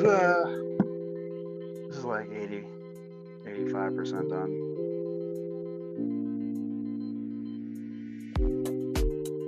Again, it's just going to be a foot on a troll that somebody's not going to be paying that much attention to. They'll look at the head sculpt, they'll look at the paint job, will hide it. A little bit of that. Oh, are we out on time? 10 minutes left. I guess we'll just keep going for 10 more minutes. I'm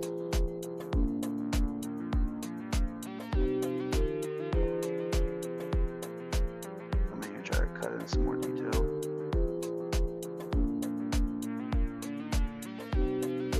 What's that? Oh, that's not Damon Standard, that's what's happening. But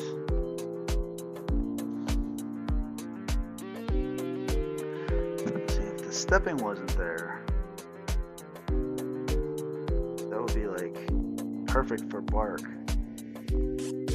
Let's see what happens if I do it on a lower level. If I was to do bark again, okay, for the next time, you see how that's, I feel like that's giving me a good bark stepping.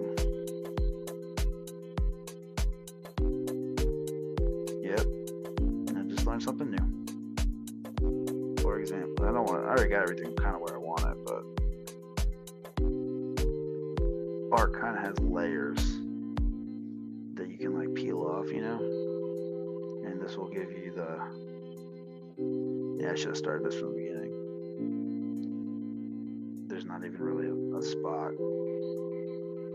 Maybe I can show you on the bottom. Alright, so this right here would have made it feel, at least for the start, and then I could vary the size of it. What's that going on? Do you see that?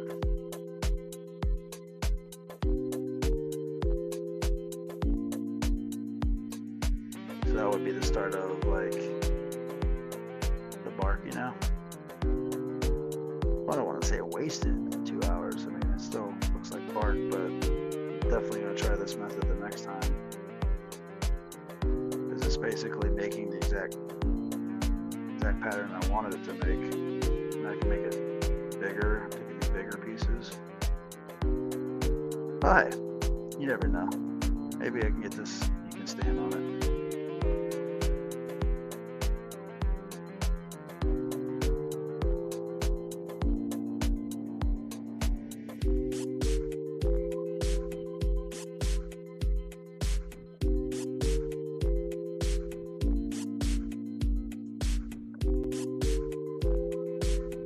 Tristan probably knows about this. He's probably like, why didn't you do that with the whatever clay buildup? No, I always yell at him for using clay buildup. I was like, there's no use for clay buildup. So like I've taken it out of my tool list. Like I don't like it because it gives you this effect. But if this was the base effect,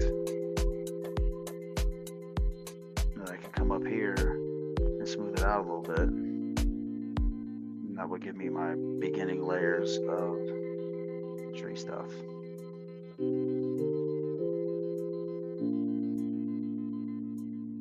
you see that though? That's kind of cool. Just use it subtly on these spots.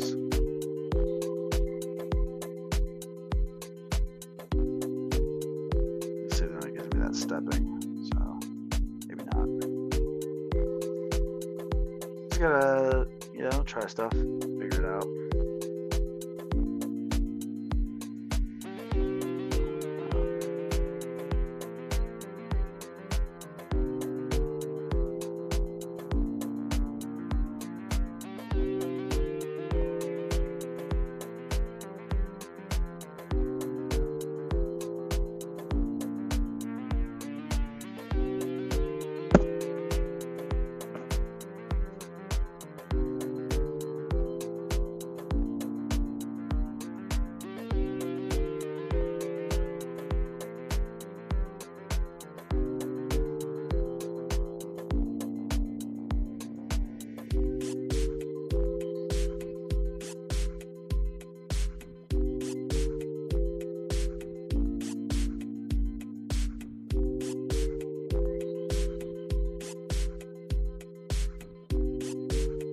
Out today, check out some tree stumps.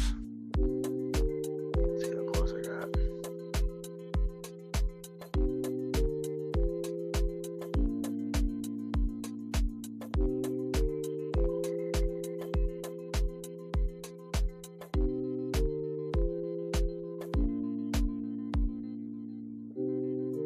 Go back to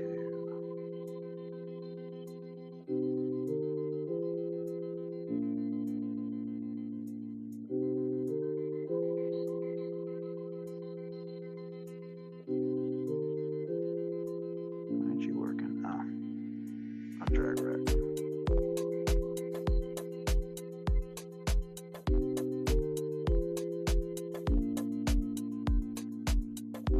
They only got like 5 songs of this music. I'm already sick of this one. I'll probably use more something upbeat next time.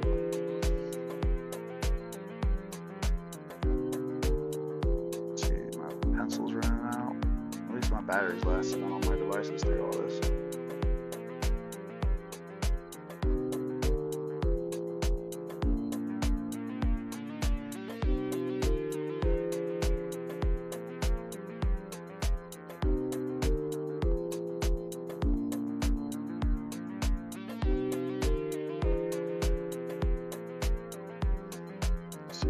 Does this kind of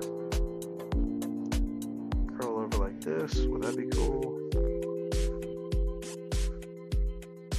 I feel like I've seen stumps doing this before.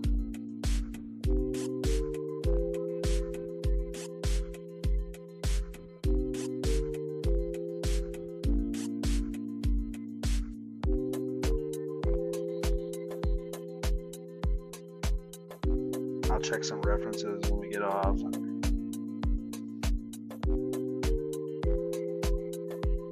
See what I need to add. Get this all the way around here before we stop. Again, this is where you just go in there like, does it matter how fast I do this? Just these zigzags all the way around here.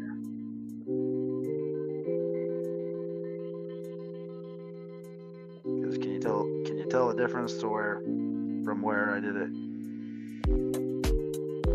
slow versus just near? I don't know. Definitely in here I could take a picture from online and then make an alpha out of it. Do I have minutes? No. Basically, if I want to do this two different ways, I could actually get a picture of rings, or I could draw them real quick. So let's try this. Let's try this.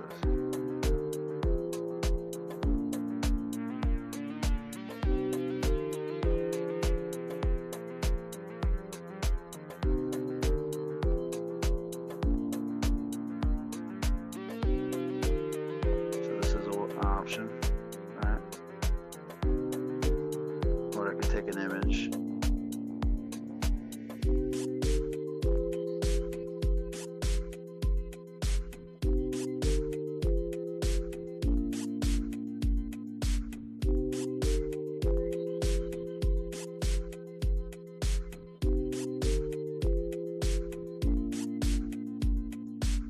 Gotta make it look complete before the end of it.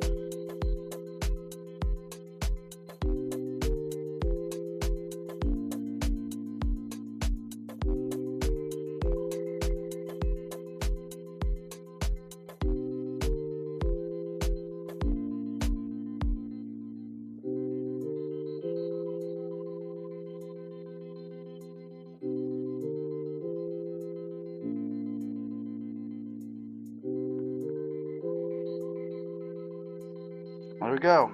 There's a stump. There's a tree. There's a tree ant's foot.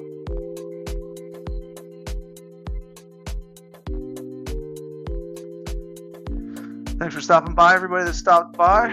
Thanks for checking out the replay, whoever's going to catch that, if anybody catches that. And you'll see one of these at LegionsCon. Have a good day.